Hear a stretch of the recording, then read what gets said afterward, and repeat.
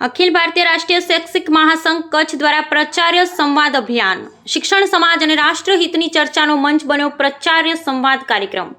અખિલ ભારતીય રાષ્ટ્રીય શૈક્ષિક મહાસંઘ કચ્છ દ્વારા જિલ્લા સ્તરે સરાહનીય પ્રાચાર્ય સંવાદ કાર્યક્રમનું આયોજન કરવામાં આવ્યું।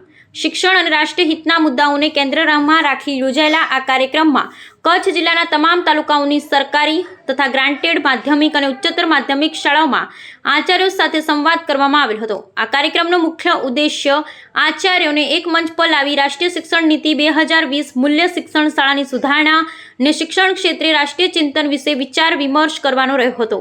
મહાસંઘના મુખ્ય સૂત્ર રાષ્ટ્રહિત, શિક્ષણ હિત અને શિક્ષક હિત એ જ સમાજનું હિત છે। એ અંતર્ગત વિવિધ સત્રોનું આયોજન કરાયું, જેમાં શિક્ષણ ક્ષેત્રે આવનારા પડકારો અને ઉકેલો અંગે ચર્ચા કરાઈ।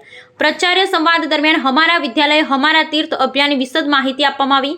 શાળાઓને જ્ઞાન અને સંસ્કારના તીર્થધામ તરીકે વિકસાવવા, સ્વચ્છતા અને રાષ્ટ્રપ્રેમના ભાવના વિકસાવનાર કાર્યક્રમનું આયોજન કરવા અપીલ કરવામાં આવી। કાર્યક્રમમાં જૂની પેન્શન યોજના વિશે ચર્ચા પણ ઉઠી। આચાર્યો દ્વારા આ યોજનાનું સમર્થન વ્યક્ત કરી સરકાર સુધી પહોંચવા માટે વ્યૂહરચના બનાવવાની ચર્ચા પણ કરાઈ। આ પ્રસંગે અખિલ ભારતીય રાષ્ટ્રીય શૈક્ષિક મહાસંઘ કચ્છના માધ્યમિક તેમજ ઉચ્ચતર માધ્યમિક સરકારી અને ગ્રાન્ટેડના અધ્યક્ષ નયનભાઈ વાંઝા, અલ્પેશભાઈ જાની, મહામંત્રી ધર્મેન્દ્રભાઈ પરમાર, શૈલેન્દ્રસિંહ જાડેજા, સંગઠન મંત્રી હરેશભાઈ ત્રિવેદી, પુનસીભાઈ ગઢવી, ડોક્ટર મીરાબા વસણ, ચેતનભાઈ લાખાણી, અમોલભાઈ ધોળકિયા, નિલેશભાઈ વાઘેલા, કનકશી ડોઢિયા, ગિરીશભાઈ સોલંકી સહિત અનેક હોદ્દેદારો સક્રિય સદસ્યો જોડાયેલ હતા।